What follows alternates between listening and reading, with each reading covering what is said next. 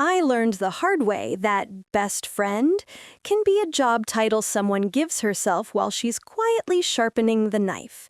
Mine tried to convince my husband to name her as the guardian of my fortune. Yes, guardian, like I was a doddering old lady who couldn't tell the difference between Chanel and channel surfing. And she did it by telling half the town I was mentally impaired, insane, unstable, one bad day from a padded room, as she put it. And then, at her wedding to a very wealthy man, champagne flute in my hand and a smile that could cut glass, I remembered her little problem in front of 200 guests, that enormous casino debt she'd hidden from her groom.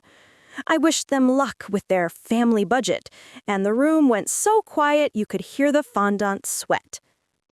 If you're ready for this journey, make sure you hit that subscribe button and give this a like so you don't miss the updates.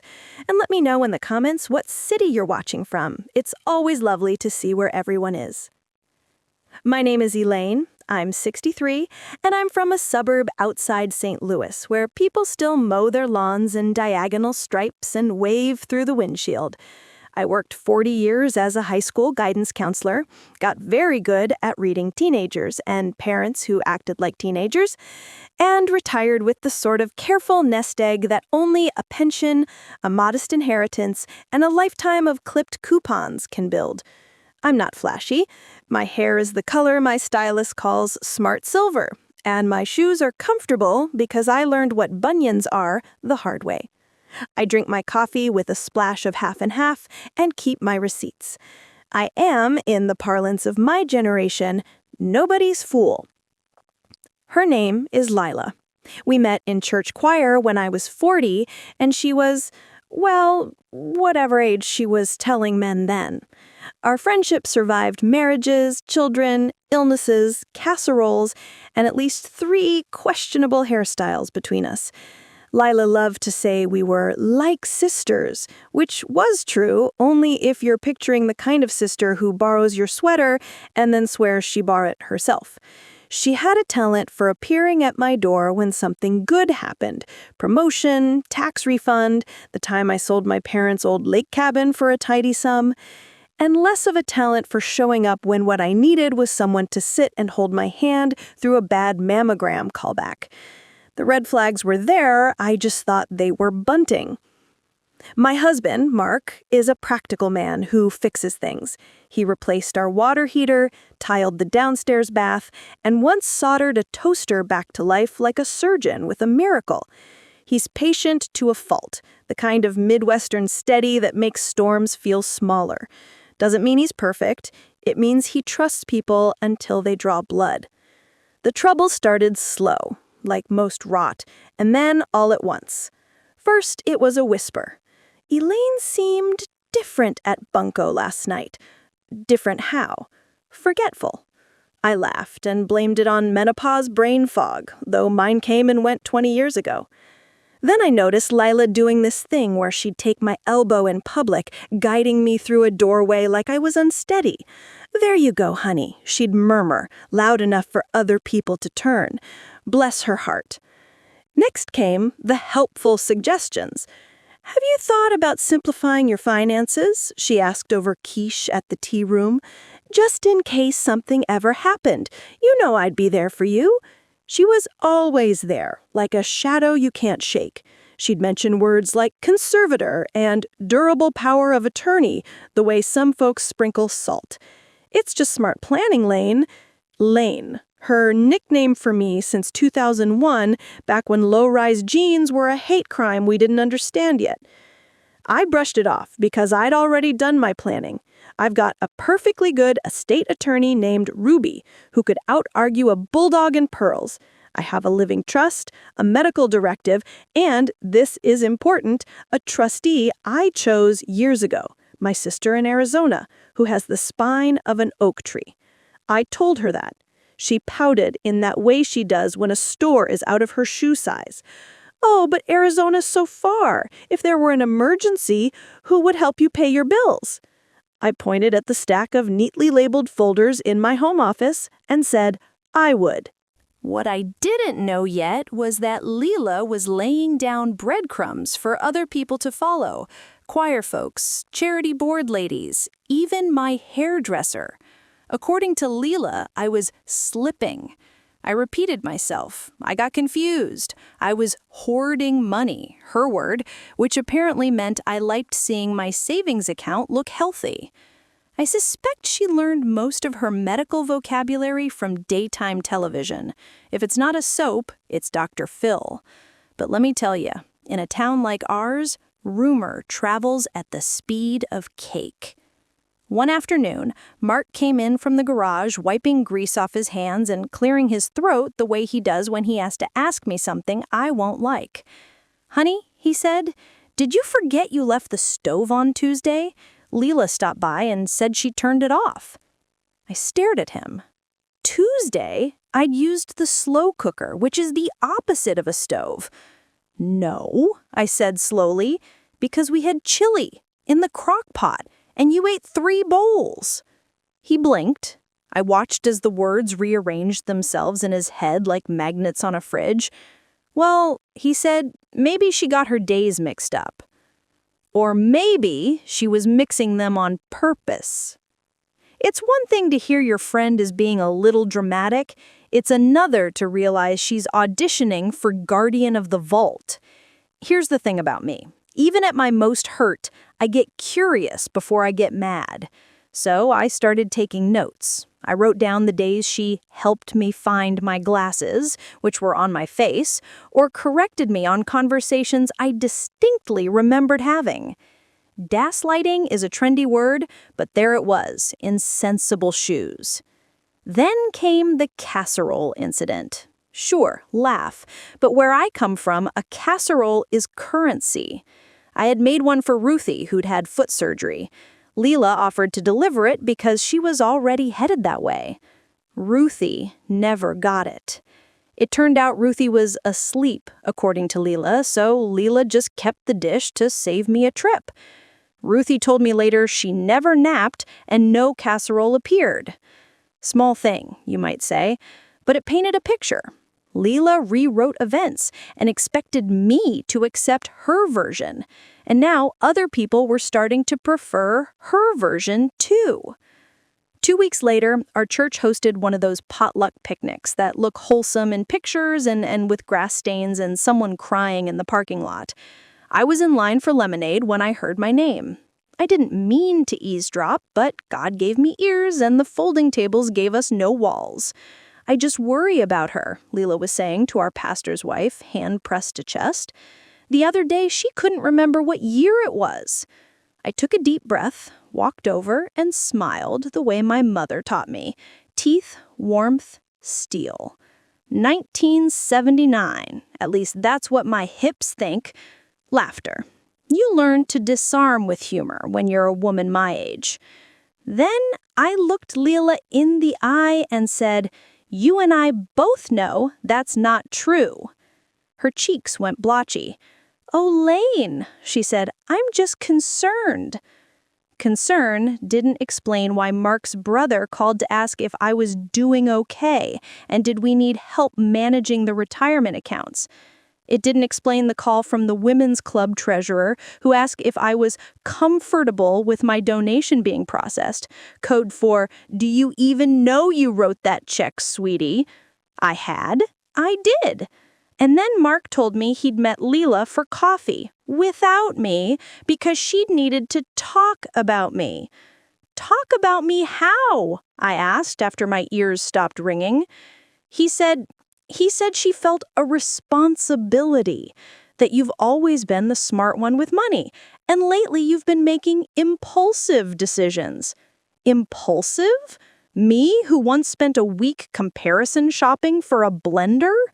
He suggested, he continued carefully, that, in case of, God forbid, some decline down the road, maybe we should designate someone local as a backup. The word hung in the kitchen like a bad smell. "A backup for my brain?" I said. He winced. "For the finances," he said. "Just paperwork. No big deal." I set down my tea so I wouldn't throw it. And who did she have in mind? I asked, though I already knew. He hesitated. That was my answer. I'm not proud of the next part. I cried. Not because I was scared I was losing my mind, but because the man I trusted was holding a door open for someone to walk into my life with a clipboard. He came around the table and put his arms around me, and I let him. I'm sorry, he said into my hair. I'll tell her no. I should have told her to buzz off. You should have asked me first, I said, and I heard the flatness in my voice. But okay, tell her no.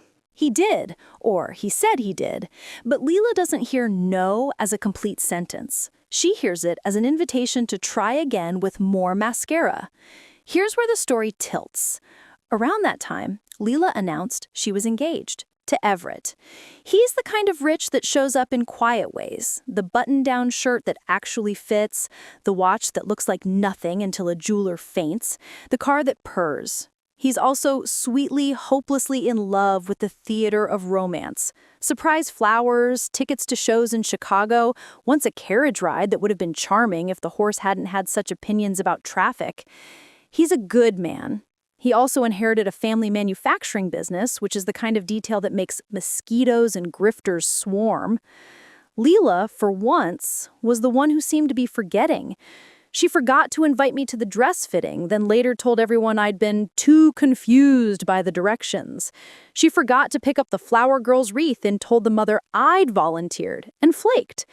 She forgot to pay the band deposit until Everett's assistant covered it, and told Everett the bank had flagged her account by mistake.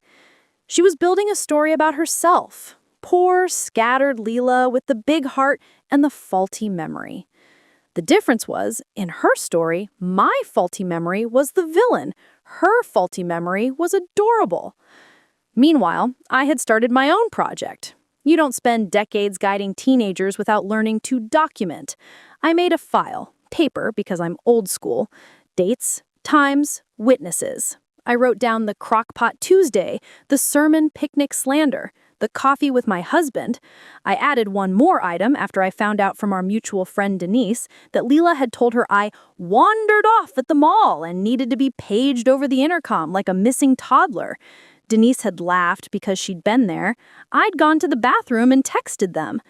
I think she thought I wouldn't tell you, Denise said, and the pity in her voice made me want to cough up a hairball. I also made an appointment with Dr. Patel, my regular physician of 15 years, and I told him exactly why I was there. I'd like a full cognitive workup, I said, not because I think I need it, because I think other people will try to use my lack of it against me. He understood. He ordered tests, memory, attention, executive function. It felt ridiculous and necessary at once, like wearing a seatbelt in a parked car.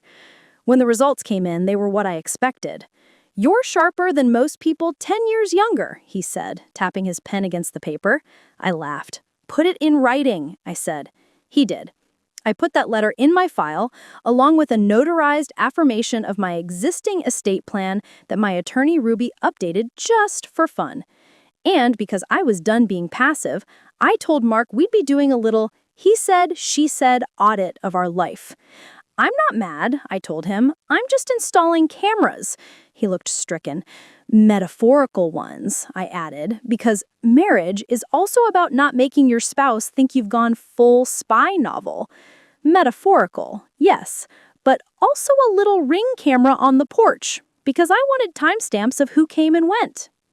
Then came the bridal shower. Imagine a room full of women in pastel stand collars and wedge sandals, all sipping lemon water with floating raspberries and pretending they like deviled eggs. I brought a gift, real silver salad tongs I knew Leela would return for store credit, and smiled until my cheeks hurt. Games were played, advice was pooled.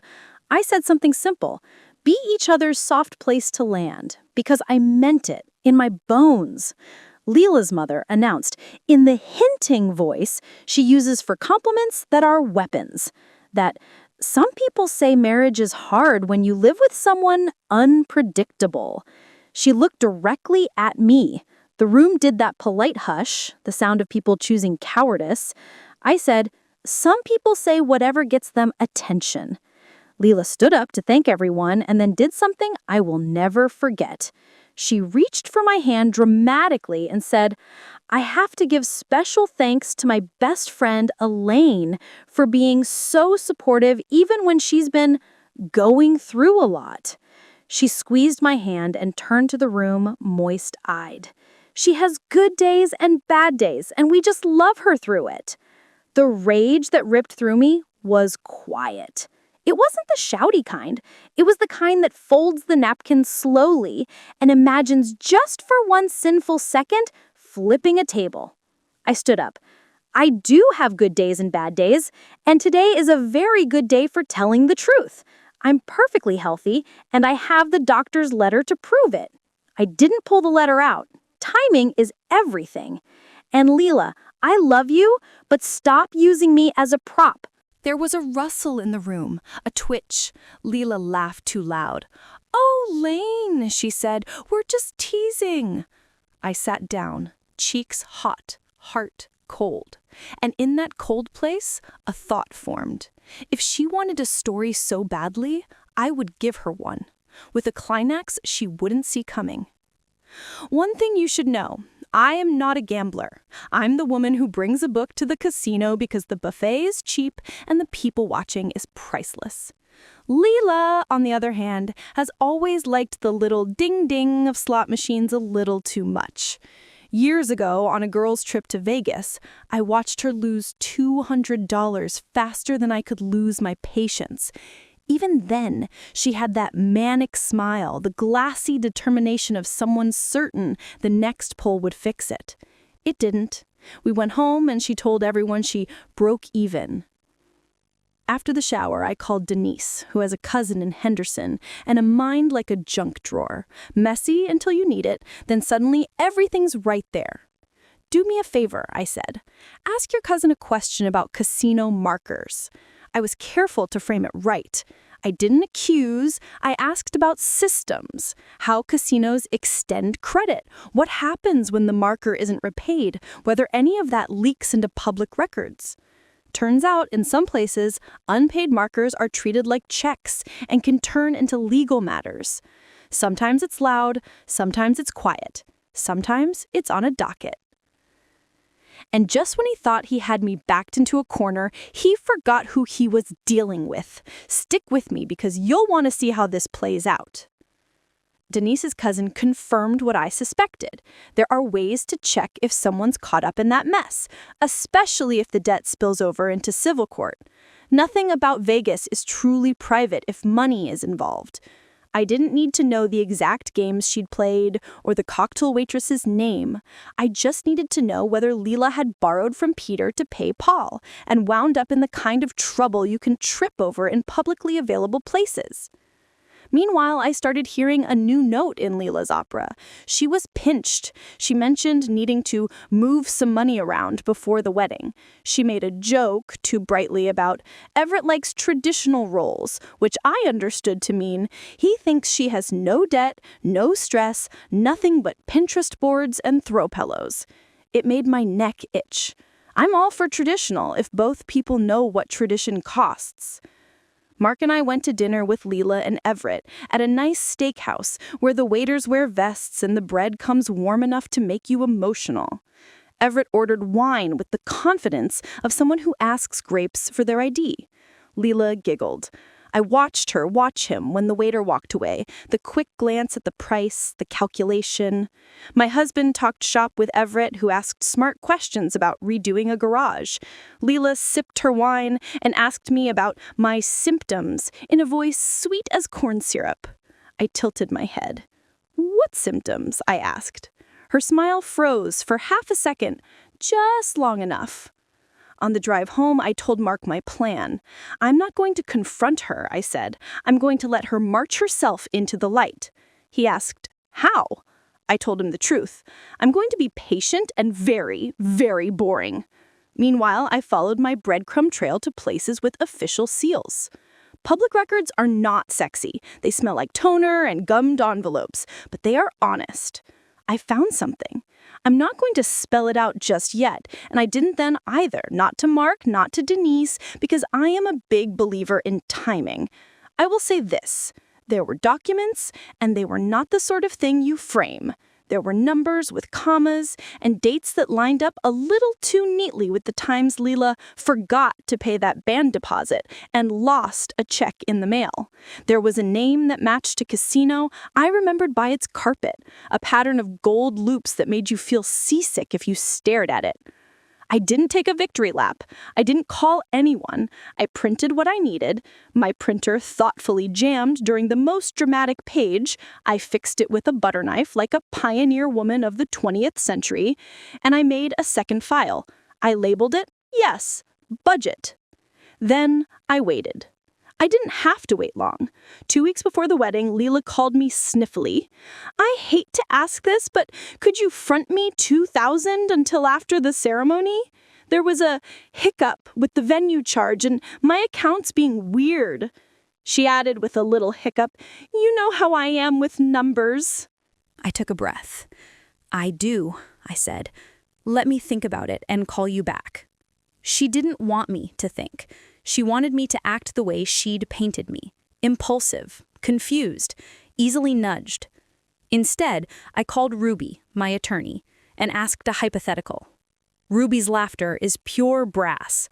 Hypothetically, she said, tell your hypothetical friend you'll hypothetically write a check only if she hypothetically signs a simple receipt acknowledging the debt and the date.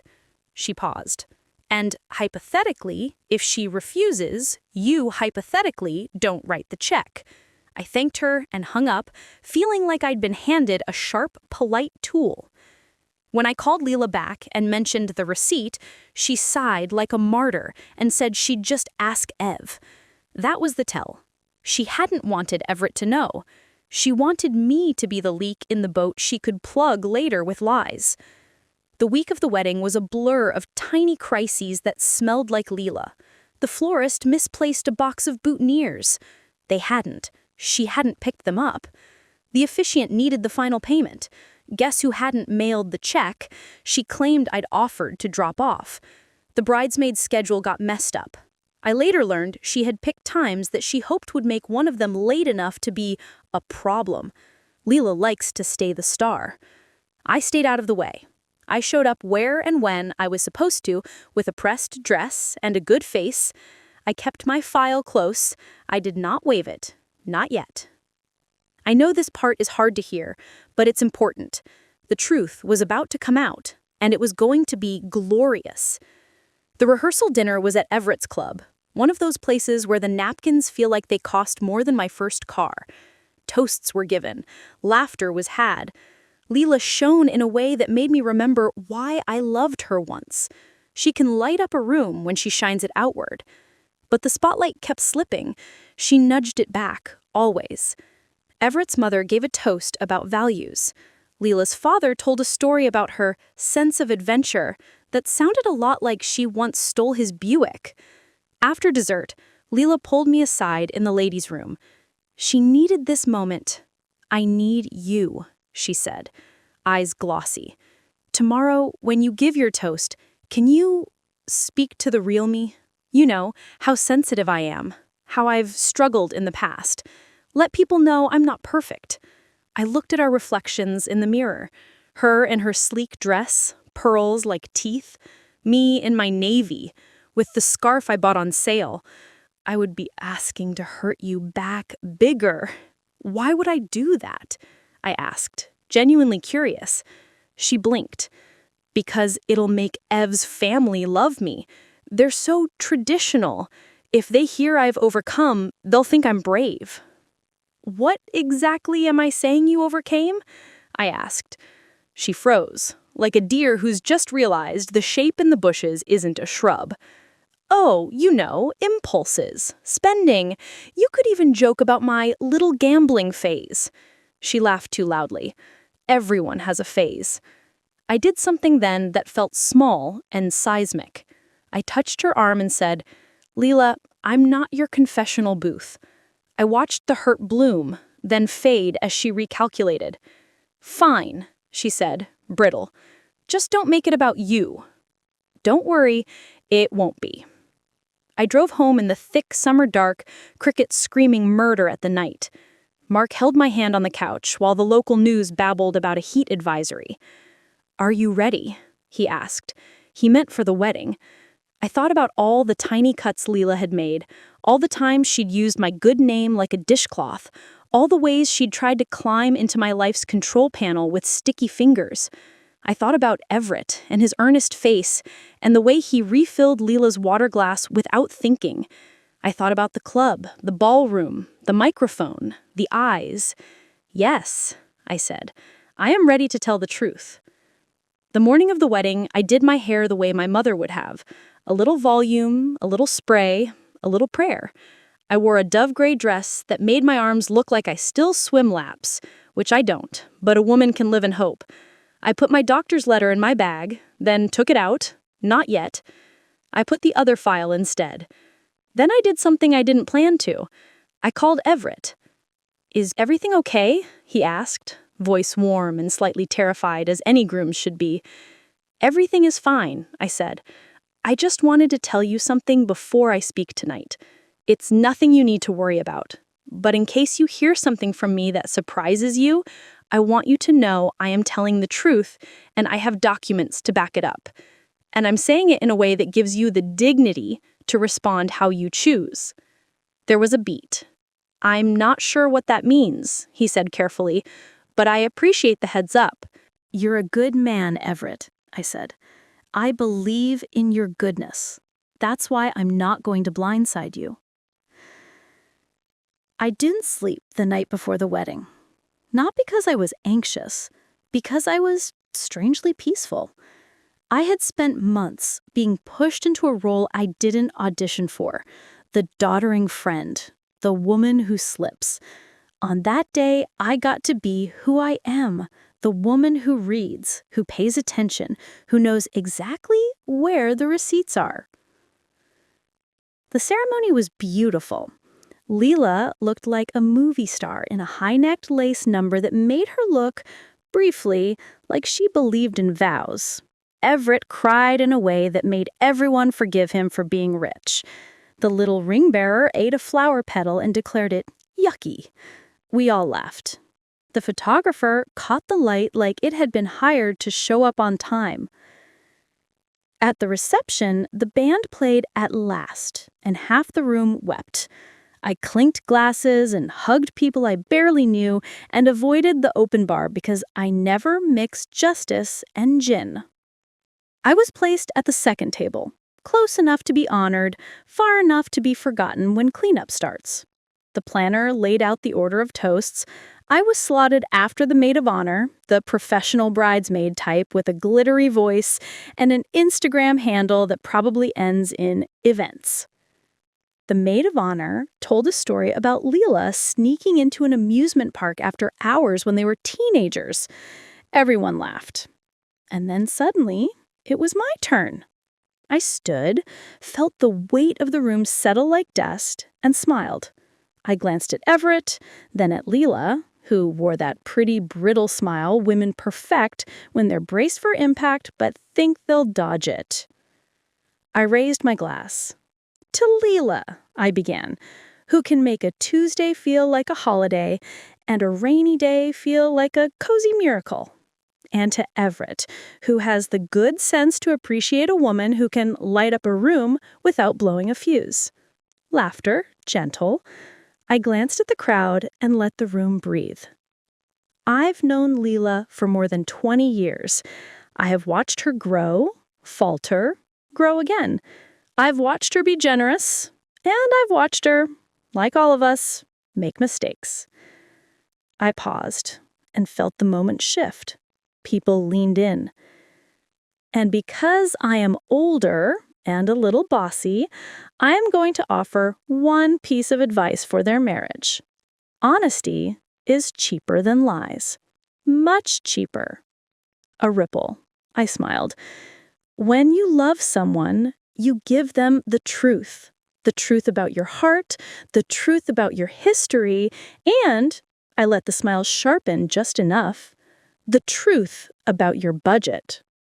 A titter. Leela's eyes narrowed like a cat seeing a cucumber.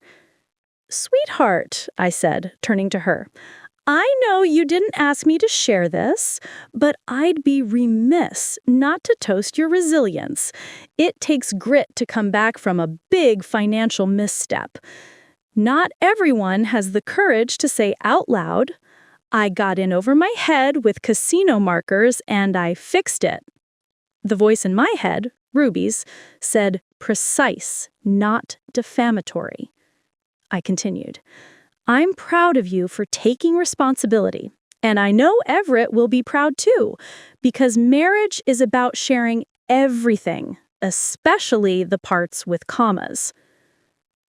The room exhaled as one organism. Then it went very, very quiet.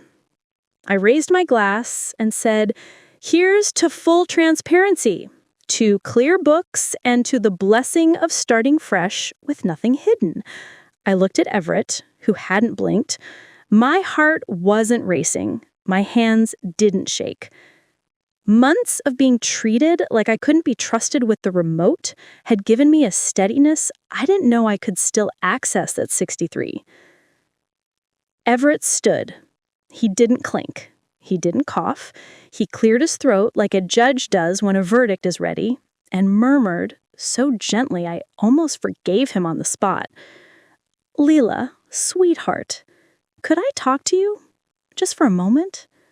His hand hovered at the small of her back, not touching, as if he was asking permission to be decent. She laughed that high, bird-like laugh she saves when a check is late. Right now? She squeaked. In the middle of our party? In the middle of it, he said. They stepped behind a swag of white drapery near the bandstand. I busied myself with a butter knife. Criminals carve less carefully than I butter a roll, while every woman in the room pretended to scroll their phones. I don't know what Everett said behind that curtain. I do know that when they came out, Lila's lipstick looked freshly applied and her eyes were glossier than before. She slid into her chair like someone stepping back onto a stage after missing her cue. Everett sat, nodded at the band, and the music came up, loud enough to shake the cutlery. That was the thing about Everett. Even when his life took a turn, he cared about everyone else enjoying the ride. Wedding receptions are built for pretending. We pretended very well for the next 2 hours. We ate cake, we danced to Motown, I linked arms with Mark during My Girl, and we shuffled like the two white people we are. Lila danced like nothing in the world had ever gone wrong in front of a room full of people, which takes more strength than most marathons. And then the car with the silly sign and the tin cans showed up, and the newlyweds left to fanfare and sparklers like an old movie, and everyone exhaled. I didn't stay for the cleanup. I've done my time boxing centerpieces. Mark drove us home in that warm, drowsy quiet that happens after big life events. We turned off the radio and listened to the hum of the highway, and the way a marriage, even a long one, can fill a car without saying anything. When we pulled into the driveway, the porch light came on, our little ring catching us with its cyclops eye. Mark put the car in park and said, "You didn't swing a hammer, but you built something in there." "What does that mean?" I asked. "It means," he said, "you told the truth without pushing anyone's head underwater." "Sometimes," I said, "people drown in an inch of water. It's the lies that weigh them down." We went to bed without rehashing. I slept like the righteous until 5 a.m. when my phone lit up like Christmas morning. I turned it face down and let it buzz itself out. At 7:30, my doorbell rang. Now, I don't unlock my door before coffee for anyone except the fire department and maybe Dolly Parton. But the Ring camera showed Everett on my porch in yesterday's suit, minus the tie, plus a face that looked like the last hour had lasted a year. "Good morning, Everett," I said through the speaker, and I opened the door. That's how you know I liked him. He had a folder under his arm, but his hands were empty. "Elaine," he said, "I owe you a thank you, and I owe you curiosity." He half smiled. And maybe a lawyer. I stepped aside and pointed him toward the kitchen. Coffee, I said. Then curiosity, lawyers if we must. We sat at my table with the good mugs, the anchor mugs from the Lake of the Ozarks that make everything taste like adulthood, and I walked him through what had not fit into that toast, that I hadn't come to embarrass anyone, least of all him, that I had paperwork to verify I wasn't a malicious gossip, that I had paperwork about other things too. I didn't relish opening my file. It's one thing to expose a lie in public, it's another to push the documents across a kitchen table in the honest light of morning.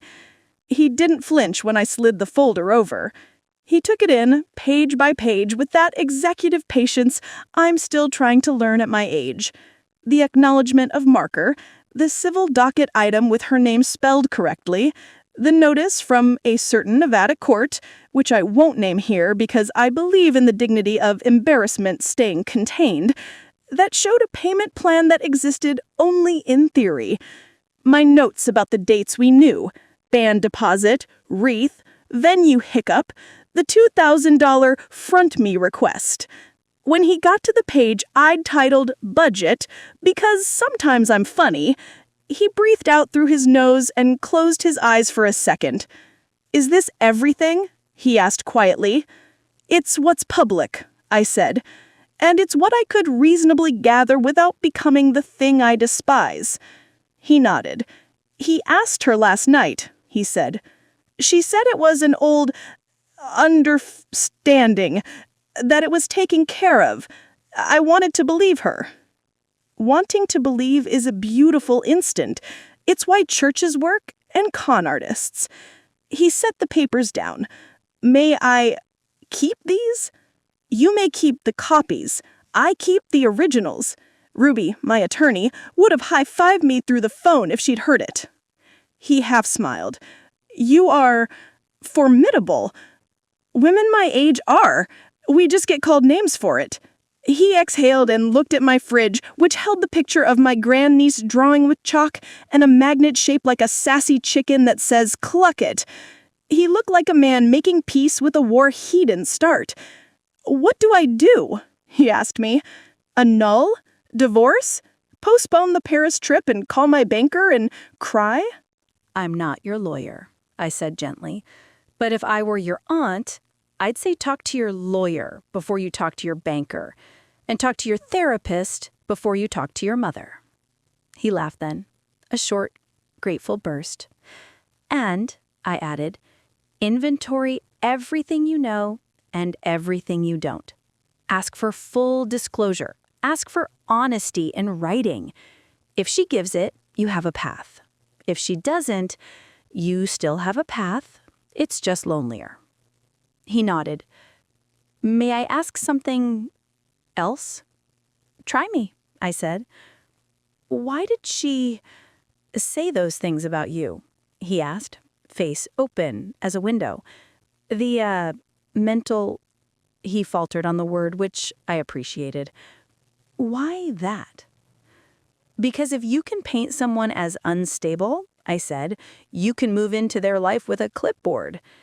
And because a rumor like that sticks to women our age, like lint. People don't question the lint, they question the sweater. He nodded, jaw tight. Then we'll unstick it, he said. We'll lint roll the whole town. That made me laugh harder than it should have. And just when he thought he had me backed into a corner, he forgot who he was dealing with. Stick with me, because you'll want to see how this plays out. When he left, he hugged me, and it wasn't awkward. There's a category of people who hug like they're asking forgiveness. Everett hugged like a man saying thank you to a crossing guard who kept him from walking into traffic. I watched him drive away, and then, because I am efficient in my righteous moods, I sat down and wrote an email to the people who mattered in this rumor. Pastor Allen and his wife, the choir director, the women's club president, the board chair of the charity where Leela and I both volunteered, my hairdresser, who sees more confessions than any priest, and importantly, the two busybodies who run the neighborhood Facebook group with an iron fist and a rose gold iPhone. Subject line, Clarification regarding recent concerns. I kept it clean and clinical, with my guidance counselor voice. I understand there have been concerns about my cognitive health. I'm grateful for the kindness of our community. Please know I've proactively addressed this with my physician. Attached is a letter from Dr. Patel confirming I am cognitively healthy. I also want to clarify that I have a robust estate plan with an out-of-state trustee and am not seeking a local guardian or conservator. I value our relationships and prefer to keep rumors from turning into facts. If you have any concerns, I'm available to discuss privately. With appreciation, Elaine. I attached the letter. I did not attach the heat in my cheeks and the months of swallowed indignation. I hit send, and then I took a deep breath and called Ruby. "Good morning, Ruby," I said. "We've reached the fireworks factory." "About time," she said. "Walk me through it." I did. She listened like a woman who'd charged for less. "Okay," she said, "we have 2 lanes. 1, you keep de-escalating publicly and refuse to engage with her mythology. 2, you put her on legal notice privately, not because you're going to sue today, but because a well-worded cease and desist takes the fun out of slander."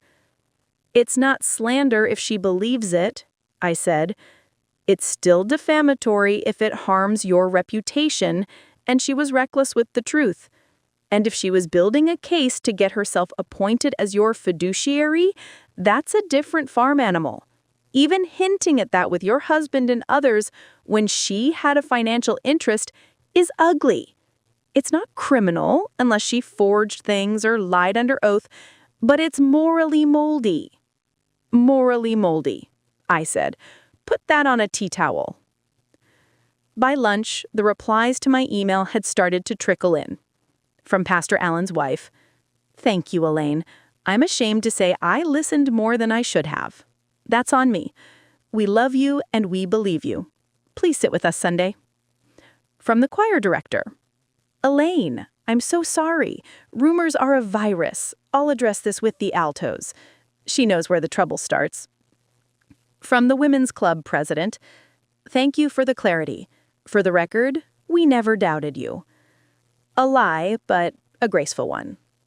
From my hairdresser, Dana, "Girl, I never believed a word of it. Also, next Tuesday, I can squeeze you in at 10:15. The neighborhood Facebook duo didn't reply to the email, but within an hour there was a post in the group with a cartoon owl and the caption, "Remember, friends, gossip isn't kind." Progress in 2025. I took a walk to bleed off the adrenaline. It was one of those Missouri summer days that sits on your chest, but the sky was a good blue, and the dog down the block finally stopped being mad at squirrels long enough to let me scratch his ears.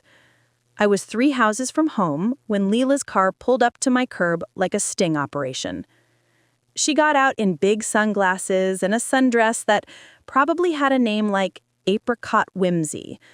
She had that tense, breathy look of a woman whose mascara has been crying and is ready to turn tears into theater at a moment's notice. "We need to talk," she said. "We do," I said. She followed me up my walk like a storm cloud. In the kitchen, she didn't sit. She paced, then stopped, then gulped air like she was about to dive. "How could you?" she burst, hands fluttering. "At my wedding."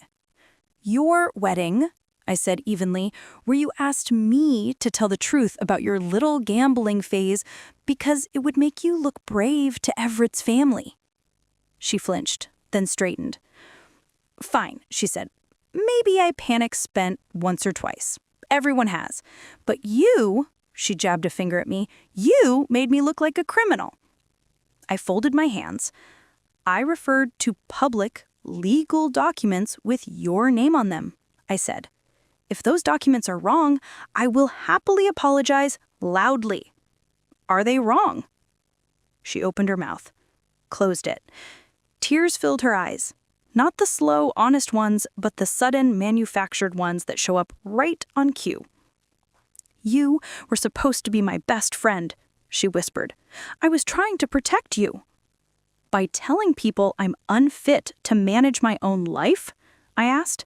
"By angling to be my guardian?" She flinched, then straightened. "Fine," she said. "Maybe I panic spent once or twice. Everyone has. But you," she jabbed a finger at me, "you made me look like a criminal." I folded my hands. "I referred to public, legal documents with your name on them. If those documents are wrong, I will happily apologize loudly." "Are they wrong?" She opened her mouth, closed it. Tears filled her eyes, not the slow, honest ones, but the sudden, manufactured ones that show up right on cue. "You were supposed to be my best friend," she whispered. "I was trying to protect you." "By telling people I'm unfit to manage my own life?" I asked. "By angling to be my guardian?" She went pale under the spray tan. "I never—" "Stop," I said, finally letting my voice go cold. "It's me. It's the woman who held your hair when you had food poisoning at Tammy's luau because you refused to stop eating shrimp that had been sitting out for 4 hours. Don't insult me by lying when the only person who benefits is you."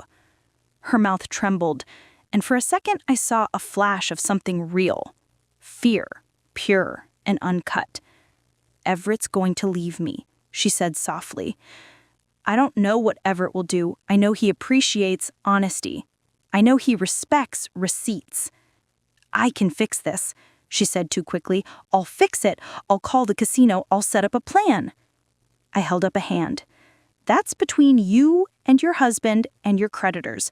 But we are going to fix something here, too." Her chin came up, defiant. "What?"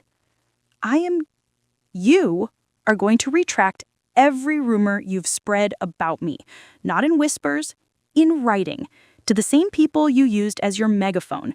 You'll state clearly that you were wrong and that I am cognitively healthy and managing my own affairs. You will state that you will never seek to be appointed to any financial role in my life."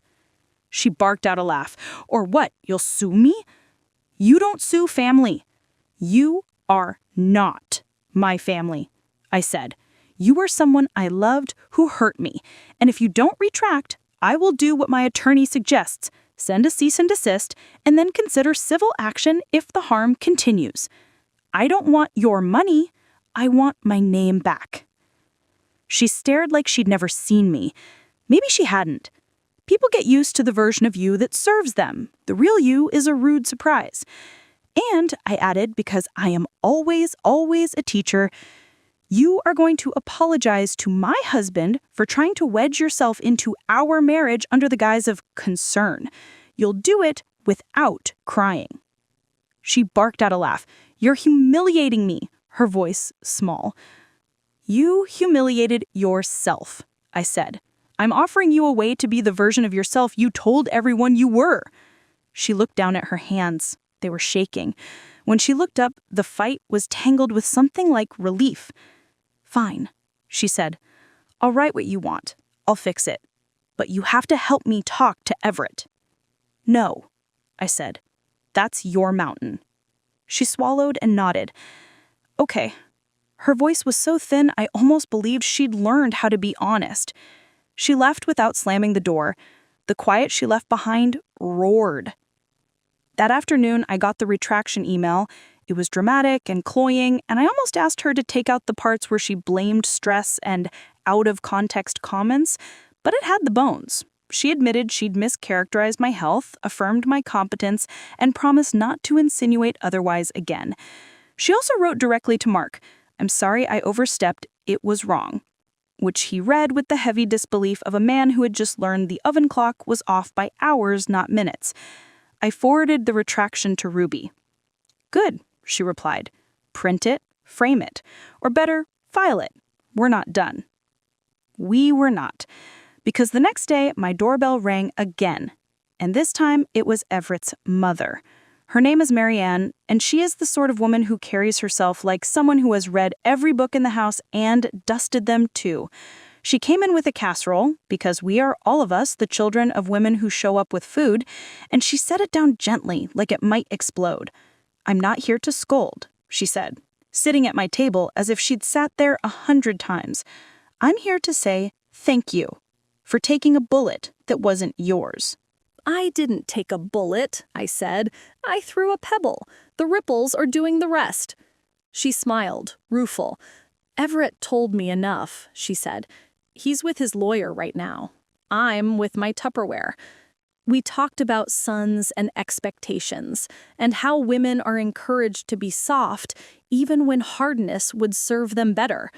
We talked about second chances, how they need to be paid for up front, with cash, not on layaway. She didn't ask me to withdraw. She didn't ask me to temper. She asked me to please, please keep doing exactly what I was doing, insisting on clarity. That weekend, Leela didn't show up at church. I didn't either. I was tired of being a subject in people's heads. Instead, I watered my plants and wrote checks to 3 charities I care about, and took a long bath with the expensive salts my niece gave me for Christmas. Sometimes the most revolutionary act is taking care of your own body in a house you pay for. Monday morning, the neighborhood Facebook group lit up again. Someone had posted a blurry photo of a black sedan in our subdivision with the caption, "Does anyone recognize this car? It's been driving slowly." The comments were a parade of paranoia. I didn't weigh in.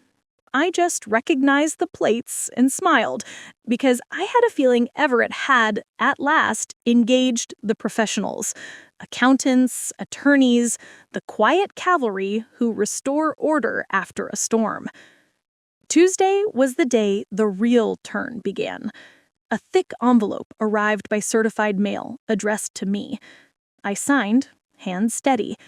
Inside was a copy of a formal letter from Everett's counsel to Leela, copied to me. It was kind and brutal at once, which is the only way to write a good letter in a bad situation. It laid out the terms of their prenuptial agreement, which had a clause, bless every cautious mother-in-law on earth, about undisclosed debts and material misrepresentation. It offered 2 options: immediate full disclosure and a plan to make the marriage honest and therefore salvageable, or a clean, quick dissolution with minimal public fuss. I am not cheering divorce, then or now. But I do cheer a contract that protects a man in love from being dragged through a nightmare because he believed a woman's curated story. More than that, I cheered the paragraph near the end that said, "Regarding third-party interference in Miss Martin's attempt to obtain fiduciary influence over Mrs. Carson's affairs, we have documentation of statements that could be construed as misleading at best and manipulatively coercive at worst. We expect a written retraction to all parties to whom such assertions were made. We've been advised that Mrs. Carson has already obtained same." Reader, I said hallelujah out loud in my kitchen like a televangelist with a new jet. I know this part is hard to hear, but it's important. The truth was about to come out, and it was going to be glorious. Then came the phone calls. Not just from the church ladies this time, but from the people you never expect to admit fault. The brother-in-law who's a cynic by hobby, the neighbor who treats HOA rules like scripture, the board chair who once told me I needed a younger vibe on our fundraiser flyers. They said things like, "I'm sorry I doubted you," and "I should have asked you directly." And from the board chair, "If you're willing, we'd like you to lead the finance committee this year." I said yes to the apology and no to the committee. My revenge was not to work twice as hard to prove my worth. My revenge was to be seen as I was and to keep my free time. By Thursday, Leela sent a text. It was 3 bubbles long with a photo. The bubble said, I told him everything. I wish you hadn't made me, but I did." The photo was of her hand with the ring still on, resting on a bedspread that didn't look like their house. There was a room service tray in the background. She was staging still. I didn't respond.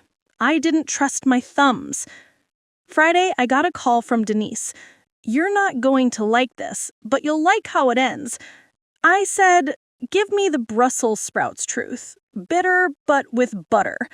"So," she said, "Leela has been telling a new story about you, that you ambushed her out of jealousy, that Everett is controlling, and that the casino thing is a misunderstanding with the friends account." She's pulling the old "I'm being bullied" ribbon out of her drawer. I sighed. Of course she is. But, Denise said, this time people are asking where the receipts are, and Lila doesn't have them. The switch flipped. The switch, I said softly, is how a community lives with itself after it's been complicit. That's the thing I learned after decades in schools. Once the crowd realizes it's been cheering the wrong thing, it scrambles to rewrite the chant. It's ugly and it's human. Saturday was my small, perfect revenge. Mark and I went to the farmer's market, and I did what I haven't had room to do for months. I shopped without scanning the crowd for pity. The man who sells heirloom tomatoes threw in extra basil for the counselor who saved my son from repeating senior year. The florist gave me a bouquet that smelled like rain. The woman who runs the bakery handed me a cinnamon roll and said, "On the house, honey." I ate it on a park bench and licked my fingers like I had nothing to prove. That afternoon, Everett texted, "May I stop by? Papers for you." He arrived with another folder and that same clean sadness that, frankly, made him more handsome. He slid the folder across the table. Inside was a letter from Lila to me, handwritten. It said, "Elaine, I am sorry. I spread lies about your health because it served me. I let people believe you were unstable. You were never anything but steady. I tried to put myself in a position in your life that I had no moral right to occupy. I could say I was scared or stressed or didn't understand, but the truth is simpler. I wanted control over something that wasn't mine. I will not speak about your health or your finances again. I will correct anyone I hear repeating my lies. I hope you will someday forgive me, not because I deserve it, but because you deserve peace. Lila. I read it twice. It wasn't perfect. It still had the cadence of someone aware of her own performance, but it was on paper and in ink, and I could hold it. I set it on the table like it might bruise. "Thank you," I said to Everett. He said there's something else, and his mouth did that thing men's mouths do when they hate every word they're about to say. He postponed our trip. He needed clarity, and she needs to make restitution. There's a plan. It's not pretty. "I don't owe you the details," I said. "No," he said, "but I owe you the courtesy. She will pay the debts that exist. She will attend counseling. She will live with her sister for a while. If she lies again, I'm done." He breathed out. "I love her, but I'm not a fool." "You're not," I said, and the relief I felt was the relief of a teacher hearing a student repeat back the lesson in his own words. He stood to go, then hesitated. "How do you forgive?" he asked. "You don't," I said. He blinked. I smiled. "Not at first. First, you set boundaries. Then, you practice living with the space those boundaries create. Forgiveness grows there. Sometimes. Sometimes it doesn't. Both are holy." He nodded, eyes bright. "You really were a counselor. I still am. They just stopped paying me." He laughed and left, and when the door closed, I let myself cry. Not because I was sad, but because sometimes the happy ending is that you get your name back, and it feels like a new pair of lungs. The next week, life slid back into its grooves. The gossip receded like a bad tide. I made a peach cobbler and sent half to the widow 2 doors down. I brought a stack of library books home and dove into a mystery where the killer is always caught and the motives are always neat. Lila went quiet. Not penitent, necessarily, just quiet. I heard through the grapevine, because even the righteous have grapes, that she'd taken a cashier job at a boutique where the discount is cute and the paycheck is not. I didn't piggyback. I wished her well in my heart and spent my energy elsewhere. And then, because the universe loves an encore, the choir board met. We'd had a standing item on our agenda for months: friendship fund disbursements. Lila had been the loudest booster for that fund, which paid for casseroles, flowers, rides, and occasionally emergency small dollar needs we couldn't ignore. It's a lovely thing when it's honorable. It's a leaky bucket when someone with sticky fingers is in charge of the ladle. I sat there with my notes like a nerd and listened to the treasurer, a math teacher named Carol, who wears cardigans and takes no prisoners, clear her throat. She said, "I need to raise an irregularity. 3 reimbursements were processed without receipts." She looked down. All to Lila, all in cash. The room went that particular quiet again, the kind we'd become pros at. I raised my hand because I'm old school. I said we should audit. "We should," Carol said, relief bright like a choir robe. We formed a little committee, me, Carol, and a young dad who runs logistics at a warehouse and understands that control plus heart is how things don't fall off the back of the truck. We said we'd audit gently, to preserve dignity, and thoroughly, to restore integrity. 2 things can be true at once. The audit found what audits find when a person lives like a magpie. Shiny now, pay later. Double reimbursements. A few lost receipts. A vendor who turned out to be a Venmo to LM Events, which might as well have been labeled lipstick money. It wasn't a fortune. It was insult. We sent our findings to the board with a recommendation so boring and powerful I wanted to frame it. Remove Lila from any financial role, require receipts, and split oversight between 2 people. We also recommended a letter to the congregation explaining the new procedures without naming names. The letter went out. The gossipers wanted more. We gave them less. That too was revenge, to feed the community's hunger for drama with a salad of policy. By the time July faded into that sunflower yellow that means school supplies are on sale, I thought the whole saga was finally cooling. Then I got a call from Ruby that started with, "You sitting down?" and ended with, "Don't gloat, but do enjoy this." It wasn't a lawsuit. It was better. It was a certified copy of Lila's signed confession to the Nevada court acknowledging the marker debt and entering a formal repayment plan with Everett's counsel CC'd and the terms stapled. She had to report monthly on progress. Missing a payment had consequences spelled out in font size 12, and none of them were fun. The best part?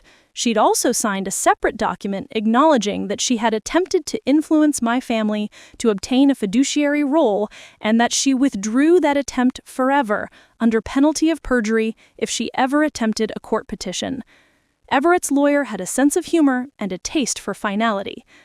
I sat with that document in my lap and laughed, not cruelly, but with the relief of someone who'd been telling the truth in a town that prefers its truths fuzzy. The paper was crisp, and it felt like closure rubbing against my palms. He was about to get exactly what he deserved, and I had a front row seat. Don't go anywhere. Because remember that little casserole incident? Turns out it wasn't just about green beans and cream of mushroom soup. It was about a pattern. If she could make me doubt my memory over a baking dish, she could make me doubt it over bank statements. She'd been practicing on me and planning to graduate to my checkbook, but the final exam had been her own wedding, and she'd flunked it with an audience. I wish I could tell you Lila and I never spoke again and the credits rolled. Life is messier than that, and honestly, better. Things kept happening. People kept being people. She asked for a meeting with me and Mark. There were more apologies, and one last twist that made even my steady husband grip the edge of the table. If you're ready, I'll walk you through that meeting, the ask she made, the line I drew, and the moment I finally felt the last rope snap between us in a way that was sad and marvelous all at once. She asked for a meeting at our house because neutral ground felt safer. Translation, she wanted my sofa and Mark's patience. I set out coffee and shortbread because hospitality is a muscle I don't let atrophy just because I'm angry. Mark sat at the end of the table, elbows in, jaw tight. Lila came in with a planner tucked to her chest like a shield. She said, "I'll get to it. I need 2 things. One is small, and one is surprisingly small considering everything." She tried a smile that had better days. "First, I need you," she looked at Mark instead of me, both of you, to give Everett a character letter about me. Nothing big, just that I'm an asset to the community, that I made mistakes, but I'm not dangerous. We're drafting a plan, and his attorney wants assurances. Mark glanced at me. And the second? He asked. Her voice went softer. I need a place to land for a few weeks. Just a guest room. I'm moving out of the condo while we get clarity. I'll pay rent. I'll stay out of the way. You won't even know I'm here. The air in the kitchen changed temperature, not because I'm unkind, but because sometimes love means turning a key in the lock and not opening the door. I said no. She blinked, as if I'd mispronounced a word. The guest room is still a guest room. It's a boundary, I said, which is different. She turned to Mark. I'd be safe here. You would be, he said quietly, but Elaine wouldn't. The betrayal in her eyes was noisy. I'm not going to steal your spoons, she snapped. I'm not worried about the spoons, I said. I'm worried about my name. She flinched and then clamped down on it. The letter then? She slid a printed sheet from her planner. I drafted something. She pushed it across the table like a student handing in extra credit. It had the desperation smell of perfume sprayed over smoke. I didn't touch it. If Everett's attorney wants a letter describing what I know to be true, I said, I can write, you have a generous streak and a magnetic personality. You also lied about my health for months to advance your interests. You are making amends. You are under a formal repayment plan and taking steps that look like accountability. That's the letter. She stared. That will ruin me. No, I said. It will locate you. You ruin yourself when you live off-angle from the truth. She sat back as if I'd pushed her. Out of the corner of my eye, I saw Mark push his coffee mug 2 inches away from his notepad, his tell when he's about to speak. There's something we haven't told you, he said to me, eyes on the table. And I should have told you when it happened. The room went museum quiet. Go on, I said. He lifted his eyes to mine. 3 months ago, Lila came by the garage while you were at your book club. She brought forms. He stretched the word like it hurt. She said they were sample elder planning documents, just in case, and asked me to look them over. Said you'd mentioned wanting to get your affairs simplified. I put them on the workbench and forgot. 2 days later, she texted asking if I'd signed anything. I told her no. Then I shredded them. I turned to Lila. What forms? She folded into herself. It was a suggestion, she said quickly. A springing, durable power of attorney. It only activates if a doctor signs off that I can't make decisions for myself. I finished. So you'd be standing on the doorstep the second I got the flu. Elaine, Mark said softly, I didn't sign. I didn't even read them thoroughly. I shut it down. Lila put her face in her hands for a beat and then dropped them. I thought it was helping, she said. No, I said. You thought you were rehearsing. She squared her shoulders. You are being cruel. I am being precise, and I am done. I stood and gathered the untouched shortbread back into its tin, because my mother taught me not to leave good food on the table drowning in bad air. You may not live here, I said. You may not put words in my mouth. If Everett's lawyer wants my account, I'll give it. If you want help, I'll give you a list of counselors and a meal prep service and a church that does solid financial coaching. I will not give you my roof. I will not give you my reputation. She stood too, the chair legs squealing like a complaint. Fine, she said. We're done. She grabbed her planner as if it were a baby and headed for the door. Halfway down the path, she turned and said the last thing she had in her arsenal. When people find out you turned your back on me, they'll say you're unchristian. They'll say you're cold. Let them, I said. I know my temperature, and God knows my thermostat. I closed the door and leaned my forehead against it for a second because I am not made of granite. Mark came up behind me and rested his hand on my shoulder. I'm sorry about the forms, he said. I should have told you. You just told me, I said. Don't lie to me in the moment you're telling me the truth. He kissed my top of the head the way men do when they're sorry and grateful to be married to someone who still opens the mail. That night, we moved the rest of the cameras from metaphor to ring.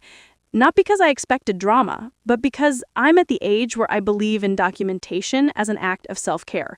Sunscreen, fiber, receipts. The next morning, I wrote 2 letters. One to Everett's attorney, offering a neutral, factual character reference, 3 paragraphs long, no adjectives, and one to the choir board formally requesting that no members with recent financial irregularities hold positions with access to funds for a period of 1 year. Both letters were clear. Both had my full name. Both made me feel like my lungs knew how to fill. I was not prepared for the next phone call. It came from a number I didn't recognize and a voice I did not expect. Lila's sister, Nora. We've never been close. She's a nurse in Colombia with a fondness for directness and a haircut that can only be described as functional. I know you don't owe me anything, she said. But Lila called me crying, and when she calls me crying, it's never what she says it is. Everett's trying to help, but he can't stand on 2 legs for both of them. I need to know if there's anything else coming I should brace for. I took a breath. I don't know what you know. I know about the markers, she said, and the repayment plan. I know she tried to move in with you. I know my sister has always been a storm that thinks it is weather. I know about the planning forms, I said, and the rumors, and our choir audit. She made a small sound that nurses make when the lab results finally match their hunch. There's one more thing, she said, and I need you to hear it without throwing your phone. 3 months ago, Lila went to Mom's bank and tried to get added on the account. Mom's got mild cognitive decline, not enough for guardianship, but enough that she forgets the date. Teller didn't let it happen, called me instead. Lila said she was just trying to make life easier. I sat down. That's a pattern, I said, not a phase. My mother is safe, she said, but I'm telling you, so you know you are not special in her story. You are not the only target. You are just the sweetest fruit. I appreciate the call, I said, and I meant it. I hope you know I'm not out to scalp your sister. She said, I know. I'm out to keep her scalp on her head, which is not the same as pretending it never itched. She paused. I also know she told people you were losing it. I'm sorry. That's a sin. It was the first time anyone had named it like that. I hung up and cried again, but this time it was the kind of crying where you feel washed, not wrecked. 2 days later, church. You never realize how many people you know until you try to slink into a pew unseen. I wore a soft blue blouse and my silver cross and sat with Denise as far back as we could. I didn't want a parade. I wanted a hymn. Before the service, Pastor Allen approached and asked if I'd be willing to say a word at the end.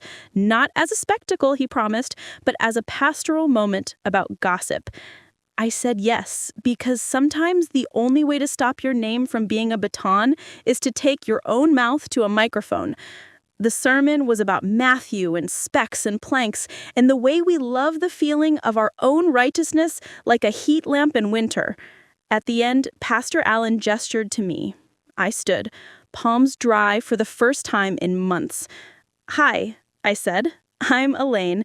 I've been your neighbor for decades. I've held your babies and brought your casseroles and put out folding chairs until my back reminded me I am not 23. Laughter, soft. Recently, my name has done laps without me. I want to ask you for a favor. If you hear something about someone that makes you a little excited to repeat it, that excitement is a siren. Slow down. Check with the person. Don't let your curiosity turn into a cudgel.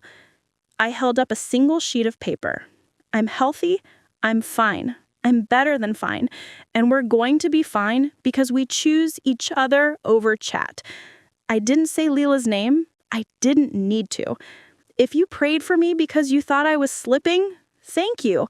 Pray now that I remain steady. And pray that when truth costs our favorite story, we can afford it. People stood. Not the standing ovation, that would have been too much, but a standing acknowledgement, which is better. Afterward, Marianne squeezed my hand with those steel magnolia fingers and whispered, "Well done."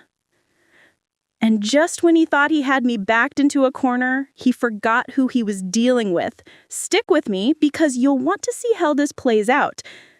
Late that afternoon, my phone lit up with a text from an unknown number.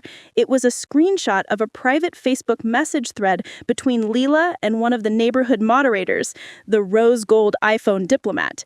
"Is there truth to the rumor that Elaine called the casino?" the moderator had asked. Leela had replied, "She's obsessed with me. She's trying to ruin my life because she's jealous. She's unstable. Everyone knows." The moderator had responded, "We have her doctor's letter. Please stop." The person who sent the screenshot wrote, "Figured you'd want to see how quickly the wind shifts when you ask for receipts." I didn't reply. I went to my office and took out the file labeled budget, patted it like a dog that had learned a new trick, and put it back. You think you're done, and then a new angle shows up, like a neighbor's cat at your door.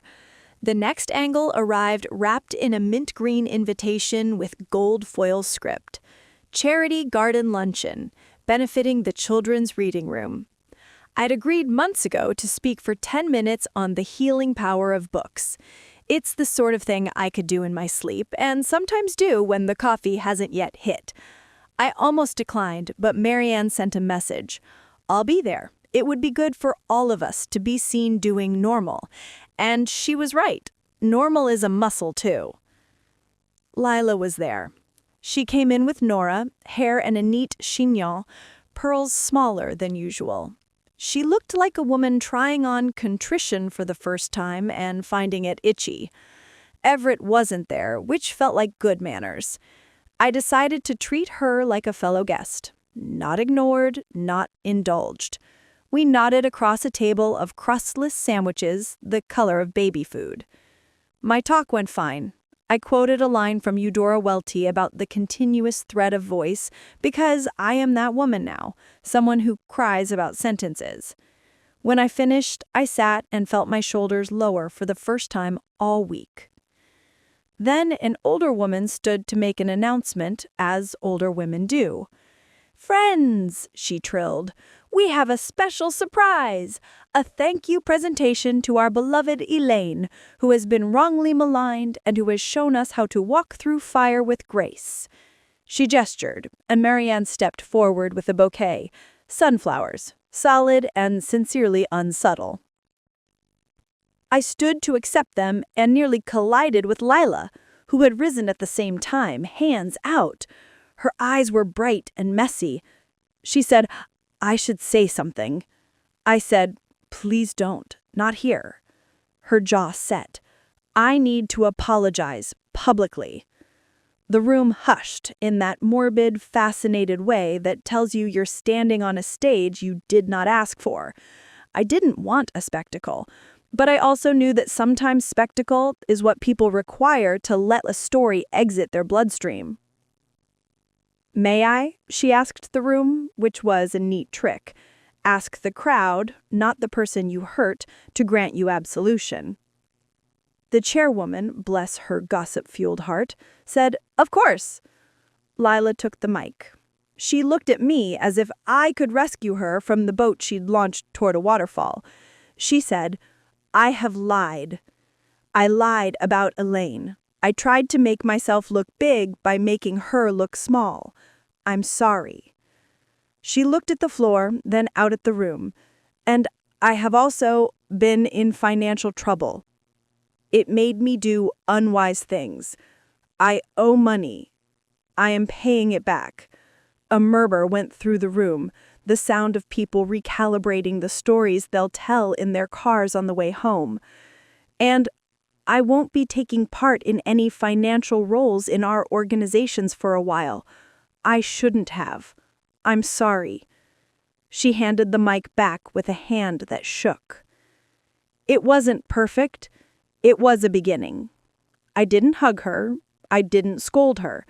I said in a voice that carried just enough, "Thank you," and turned back to my seat. The room exhaled. Marianne squeezed my arm so hard I thought a sunflower would bruise. For a week, the town was kind. Then the town returned to itself. The garbage got picked up, the kids trooped to camp, The farmers complained about rain or the lack of it, and the only evidence that anything had happened was the way people looked me in the eye more reliably. Sometimes justice looks like courthouses and signatures. Sometimes it looks like eye contact. I wish I could leave you here, in the soft glow of sunflower bouquets and tender apologies from women who mean well. But the truth is a shapeshifter, and just when you think it has settled into something you can dust, it finds a new edge. Mine found me on a Tuesday in the form of a voicemail from a number in Nevada. The message was polite. It was also a bomb. Mrs. Carson, this is Officer Dwyer with the District Attorney's Office. We're following up on a matter related to casino markers. Your name appears as a reference on an application. We're trying to confirm whether you authorized that. I sat down so quickly, my knees forgot to consult me. I called back. I was careful. I was calm. I did not authorize anything related to casino credit, I said. I do not gamble. I am, in fact, the most boring woman you have ever met. He chuckled the way men chuckle when their day finally gives them a sentence that surprises them. That's helpful, he said. Sometimes people list references without asking. Sometimes people do, I said, pulse steadied by the familiar shape of Leela's choices. He read me the form. Name, address, mine. Phone number, close to mine, off by 1 digit. Relationship to applicant, mentor. The date matched the night of that rehearsal dinner at Everett's club. I thanked him. I hung up. I walked into the garage where Mark was replacing a wiper blade and said, "Would you like to hear the sound of a woman deciding to stop being polite?" He looked at my face and put down the wiper blade. "I would," he said. We called Ruby. I forwarded the voicemail to her, and she exhaled like a woman who had just spotted a perfect statue across a crowded room. "You're not responsible for a lie someone else tells on a form," she said. "But we are going to close the loop. I'll contact Everett's counsel and the DA. We will send an affidavit stating you did not authorize your name as a reference, and we will copy anyone who needs to be copied. We will also include the retraction letter and the prior pattern should they need context." "Do we tell Leela?" I asked. "No," Ruby said. "We tell her attorney, and Everett's, and Nora, because she's the adult on that side of the family." I hung up and sat with the word mentor scratching out my chest. That's what I had been once. Not to her spending, but to her soul. It hurt the way old injuries ache when it rains. My phone buzzed 15 minutes later. Everett. "I'm on it," he said before I could say hello. "I am so sorry. It will not touch you." "I'm not worried about being touched," I said. "I'm worried about being tired." He laughed softly. "I can't fix tired," he said, "but I can fix a form." The affidavit went out that afternoon. The DA's office confirmed receipt and thanked me for the prompt response. Everett's counsel responded with the legal equivalent of a blessed be. Nora sent a 1-line text. "I'm sorry. I'm making her call them herself to correct it. You shouldn't have to." That night, Leela called.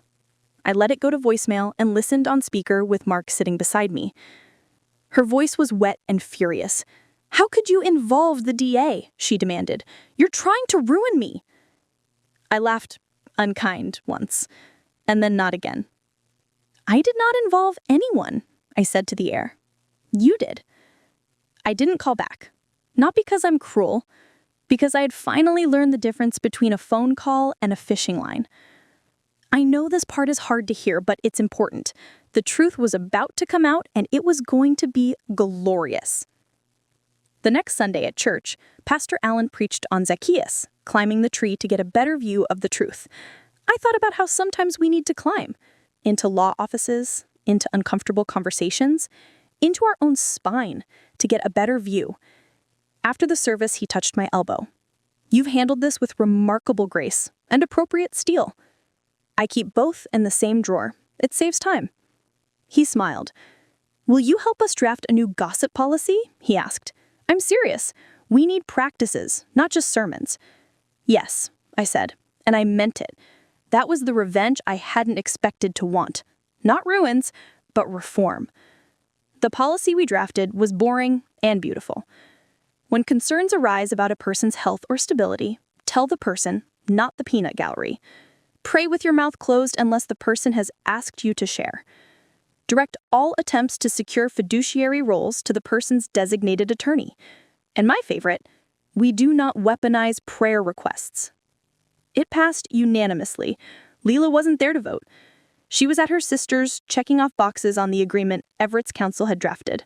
Therapy, repayment, transparency, while her social world shrunk to the size of people who had always loved her beyond her sparkle.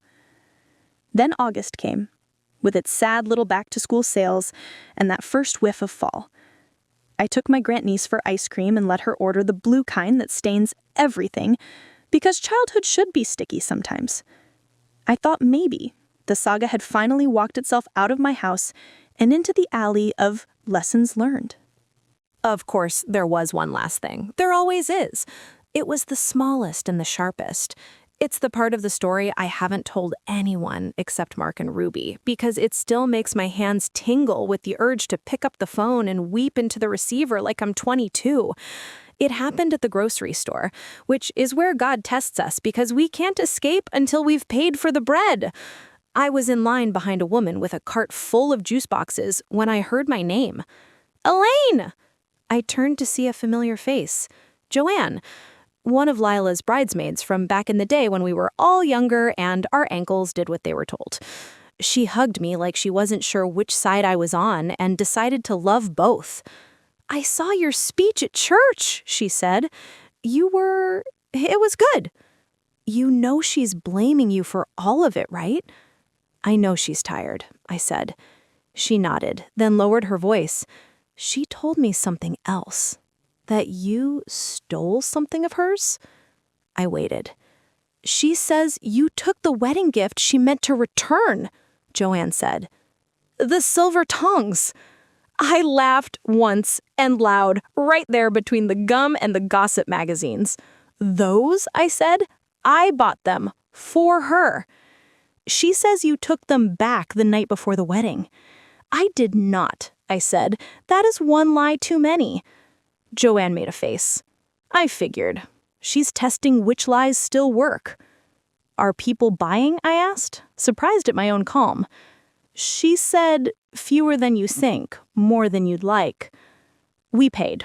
We walked out together under the terrible fluorescent blessing of the automatic doors. She hugged me again. I'm sorry you're living in the version of the story where people want magic, she said. Truth is so budget. Budget, I said, and it felt like the perfect word to end a summer on. He was about to get exactly what he deserved, and I had a front row seat. Don't go anywhere. Because here is the thing I haven't told you yet. The part I saved for the end because it explains everything, and when it landed, it turned the lights on in every room I thought I'd already cleaned. It happened at our house, at our kitchen table, with Mark looking at me like he'd learned a new language and was ready to speak it. Lila came by with an envelope and an ask that made even my steady husband grip the table. If you're ready, I'll open that envelope with you and show you exactly how I closed this chapter, legally, cleanly, and without ever raising my voice. She arrived with the envelope like it was a baby she didn't want to wake. Pale mint paper, thick, the kind you buy when you're about to ask for something you don't deserve. She sat down at our kitchen table, the same table where she'd cried about men and money and casseroles for 20 years, and slid the envelope toward me like a dealer pushing chips. Read it, she said. I took my time. I always do. If there's one thing decades of teenagers taught me, it's that the first read-through is for the words, and the second is for the gaps. Inside were 2 documents. The first was titled, incredibly, Mutual Clarification. It was a pre-drafted statement that said in sugary legalese that any remarks I'd made at the wedding were misunderstandings, that I regret impugning her character, and that I fully retract any implication of debts beyond normal household fluctuations. There was also a non-disparagement clause, one cited as a seesaw with a hippo on it. I was to never speak of financial concerns related to Lila again, in private or public, on paper, or in prayer request. The second document was worse. A temporary standby agent consent, essentially a springing power of attorney with her name neatly typed where mine should have been, ready for my signature, just in case. It's only if 2 doctors agree, she said, as if 2 doctors spring out of bushes to declare older women incompetent for sport. I put both papers down with 2 fingers, like they were damp. I said no. She flushed. She said, "Elaine, please," voice low. "Everett's lawyer is thorough. If you can just sign the clarification, I can keep my rest of my life from cracking, and the standby agent is a formality, a safety net. I have a safety net. It's called Ruby and a label maker, and I will not sign a document that asks me to lie about telling the truth." She exhaled hard, nostrils white. "Then help me some other way," she whispered. "Make a statement softer than what you said. Call the DA's office and tell him you were confused. Talk to Marianne and help her see I'm not a monster. I'm drowning." "Then stop kicking the person pulling you to the ladder," I said. She stared at the papers like they might morph into something more flattering. Mark sat silent, jaw flexing, that little muscle like a metronome for his temper. Finally, he stood, went to the sink, and turned on the tap like that could drain the tension. "Lila," he said, voice even, "you brought my wife a trap. We don't do traps in this house." Her eyes went sharp and wet. "You used to be on my side," she said. "I used to think there weren't sides," he said. She left without slamming the door because some animals know how to move without sound. I stared at the papers a long minute and felt something I hadn't felt since my first year of counseling, when a mother tried to bully me into changing her son's grade behind the teacher's back. It wasn't rage. It was clarity, cold and bright. There is a way to shut a door and hear it clicked into the frame in your bones. I called Ruby. "I have flour and an oven," I said. "Let's bake." We made a different envelope. It had 3 parts. Part 1, a formal affidavit, sworn and notarized, stating the truth about the wedding toast, the public records, and the phone call from the Nevada DA. Not spicy, just salt, butter, flour. Part 2, a cease and desist drafted with the kind of matter-of-fact bite only a woman who's had practice can manage. No threats we wouldn't keep. Continued false statements concerning Mrs. Carson's mental competence or fiduciary needs will be interpreted as malicious and injurious and met with appropriate civil remedies. It sang in a hymn meter only Midwestern women can hear. Part 3, an offer, a real, unexpected one, a mutual accountability agreement with teeth but mercy. In exchange for Lila's signature, she'd receive a narrow, factual letter from me to Everett's counsel, acknowledging that Lila was engaged in repayment, counseling, and had provided written retractions. I would agree not to editorialize beyond the facts. In return, she would withdraw, with prejudice, any attempt to insert herself into my legal or financial affairs now or in the future, publicly apologize once to the same audiences she used to smear me, our church, our choir board, our neighborhood group. No theater, no tears. 30 days. Repay the misallocated friendship fund reimbursements. Carol had the exact figure directly to the fund and contribute an equal amount to the children's reading room. Commit in writing to GA meetings. I don't police penance. I do love a program. Agree to a 2-year ban from any financial role in any of our shared organizations. I sat there in my dove gray robe on a Tuesday afternoon and felt like Solomon with a label maker. And just when he thought he had me backed into a corner, he forgot who he was dealing with. Stick with me because you'll want to see how this plays out. I didn't deliver it on my own. I'm done doing hard things alone to make other people more comfortable. I texted Nora. I texted Everett. I asked them to come by at 5 with whatever counsel they wanted on speed dial. I called a mobile notary because Missouri is full of angels who travel with seals in their glove compartments. At 5, my dining room looked a little like a deposition and a little like a potluck. Marianne brought pimento cheese because she is Southern at heart. Nora brought her nurse face, calm, implacable, the face that tells you a plan is landing whether you fuss or not. Everett bought a legal pad and the air of a man who has discovered dignity fits him better than romance did. The mobile notary brought a stamp and a polite smile and asked where the nearest outlet was for her laptop. Lila arrived in a navy dress and no mascara. I took this as a concession to the truth. Tears were not coming today. I didn't make speeches. I slid the envelope across the table and watched her face as she flipped through. She reached the cease and desist and flinched. She reached the apology terms and breathed out like someone who expected beheading and instead got a haircut. She reached the ban on financial roles and opened her mouth, then closed it. 2 years? She whispered. 2 years is a blink in a life. You'll live. She reached the repayment clause and went a strange color. She said, I don't have it. Everett cleared his throat.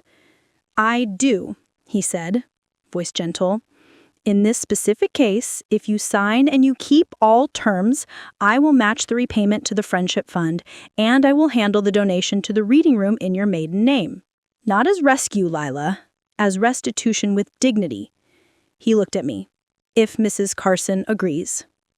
I did. I'm not interested in trophies. I like shelves filled with things that help children learn their letters. Lila glanced at the notary like she was seeing the future roll a stamp toward her. What happens if I refuse? She asked. Ruby's letter answered that better than I could, but I said it anyway, kind and clear. Then I hold the line. The cease and desist stands. Any rumors that revive will go to paper, not to pews. Everett's prenup does what it does. And, I hate this part, every little quiet mercy disappears. She looked at Everett. You'd let her? I would let her protect herself, he said, and in so doing, protect me. Lila stared at the document as if it had the nerve to be real. Then she picked up the pen and signed.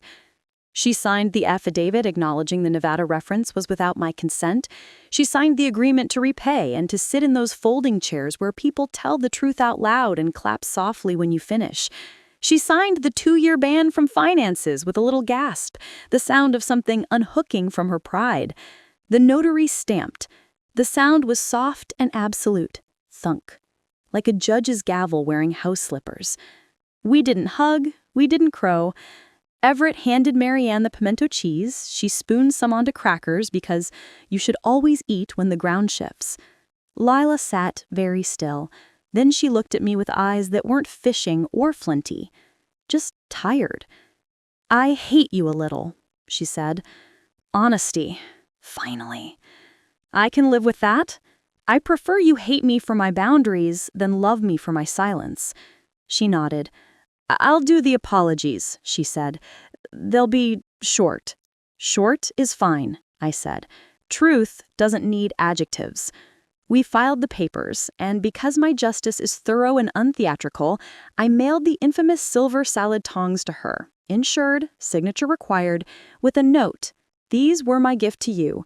I didn't take them back. Please stop hunting for villains in cutlery drawers. 2 Sundays later, Lila stood at the back of the sanctuary during announcements, never the sermon, never the music, and read one paragraph into a microphone that picked up the small shake in her voice. I have mischaracterized a friend's health. I have said things that were untrue and unkind. I will not do so again. I'm making amends privately. Please don't do it for me.